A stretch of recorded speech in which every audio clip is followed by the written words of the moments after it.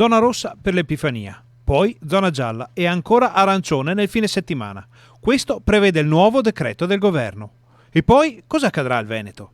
Ad oggi noi non abbiamo dati, ne abbiamo parlato anche con la dottoressa Russo, non c'è ancora ben chiaro fino in fondo. L'ago della bilancia sarà come sempre l'indice di contagio. Abbiamo capito che però c'è già una prima indicazione che è quella dell'R con T, quindi R con T sopra 1 si va in arancione, sopra 1,25 si va in rossa.